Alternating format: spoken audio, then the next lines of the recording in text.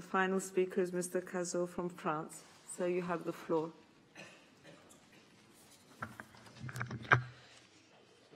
Madame la Présidente, mes chers collègues, je voudrais à mon tour féliciter M. Variki de son excellent rapport.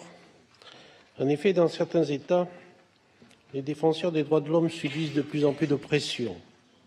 Leurs actions sont entravées et ils sont eux-mêmes victimes de représailles, comme c'est le cas en Azerbaïdjan, en Russie ou en Turquie. Ces attaques sont souvent le fait des gouvernements en place. Ceux-ci ont notamment recours au harcèlement, qu'il soit judiciaire, administratif ou fiscal, ou encore à l'ouverture d'enquêtes judiciaires infondées, au motif d'une prétendue activité terroriste ou d'une atteinte à la sécurité nationale. Or, cela ne s'arrête pas là.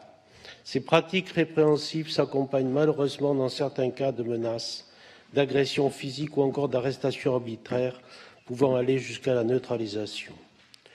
Je condamne fermement ces pratiques qui rendent encore plus difficiles les actions de ces personnes défendant les libertés des autres et bien souvent des plus vulnérables.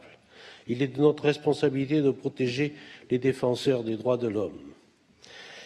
Il est indispensable que les membres de notre Assemblée fassent pression sur leur gouvernement pour que les cas de violences graves fassent l'objet d'une enquête effective, ce qui n'a pas toujours été le cas jusqu'à présent.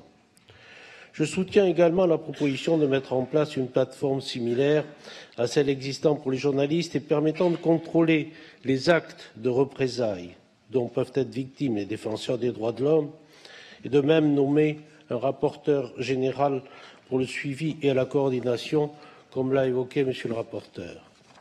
Devant la montée du populisme et de certains mouvements xénophobes, les risques que prennent les défenseurs des droits sont de plus en plus importants. Même dans les États membres de l'Union européenne, ils ne sont pas à l'abri de représailles. Pour s'en convaincre, il suffit d'observer ce qui se passe en Hongrie, par exemple, où une loi pénalisant les ONG qui viennent en aide aux migrants vient d'être adoptée. L'Union européenne doit prendre ses responsabilités et sanctionner financièrement les États membres qui entravent l'action des défenseurs des droits de l'homme.